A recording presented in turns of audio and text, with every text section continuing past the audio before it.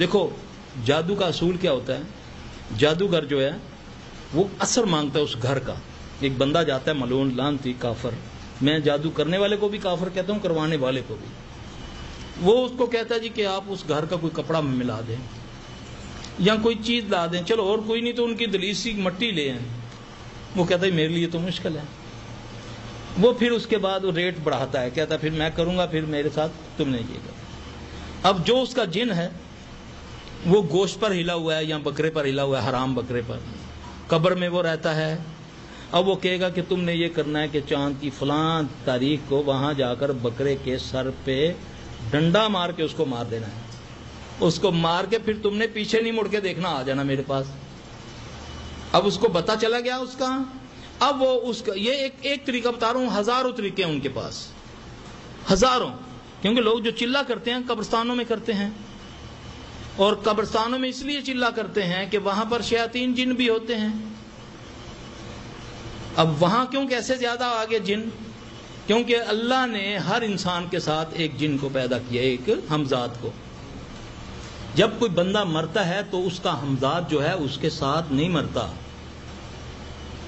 وہ زندہ رہتا ہے، وہ اس کے سارے معاملات کو بھی جانتا ہے، وہ اس کی قبر پہ رہ جاتا ہے.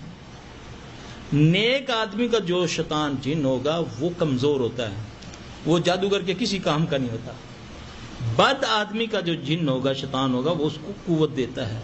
پھر سوال یہ پیدا ہوتا ہے کہ ہم تو دفناتے ہیں، مسلمان یہودی بھی دفناتے ہیں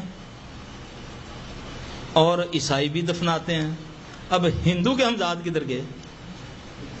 سوال پیدا ہوتا ہے نا، کہ وہ تو قبر نہیں ہوتی ان کی، وہ تو جلاتے ہیں. ان کے ہمزاد ان قبرستانوں میں پناہ پکڑتے ہیں اور یہ سب سے زیادہ قوت والے ہوتے ہیں. پھر جادوگر جب وہ چلہ کرتا ہے تو وہ اس سے یہ ظاہر کرتا ہے وہ شیطان جن کہ جیسے میں اس کا چیلا ہوں، حالانکہ وہ اس کو بھی اس کو چیلا بنا رہا ہے. وہ جو چلہ کر رہا ہے نا، جو کہتا ہے کہ مجھے روحانی قوت مل گئی، وہ روحانی قوت نہیں ہوتی، وہ شیطانی قوت ہوتی ہے. وہ جن اس کو استعمال کرتا ہے لوگوں میں. صرف کائنات میں ایک بندہ اللہ نے پیدا کیا، سلیمان علیہ السلام، جس کے یہ تابع دار تھے.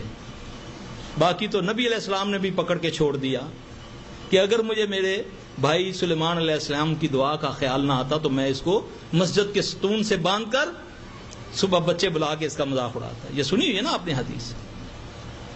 تو وہ پھر ایکچوئل اس کا بنتا ہے تابع، جو پھر وہ اس کو القاء کرتا ہے یا جو بھی اس کا ذریعہ ہوتا ہے بات کرنے کا.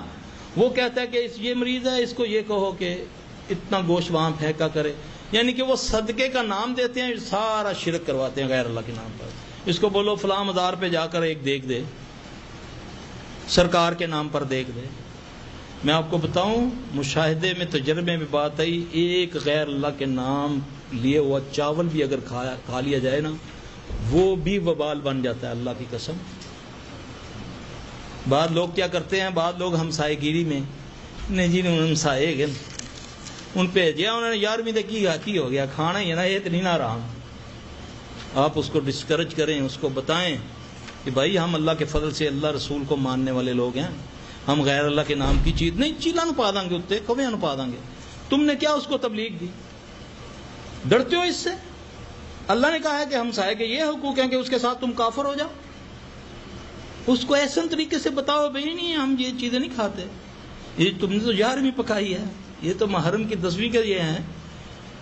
ہمسایہ گیری یہ نہیں ہے کہ تم اپنے آپ کو کفر میں مبتلا کر دو، اچھے انداز سے اس کو کہو کہ ہم نہیں کھاتے. ورنہ یہ چیزیں اگر ہمارے اندر چلی جائیں تو یہ ان سے زیادہ ہمارا رگڑا نکالتا ہے پھر شیطان. وَأَلْقِ مَا فِي يَمِينِكَ تَلْقَفْ مَا صَنَعُوا إِنَّمَا صَنَعُوا كَيْدُ سَاحِرٍ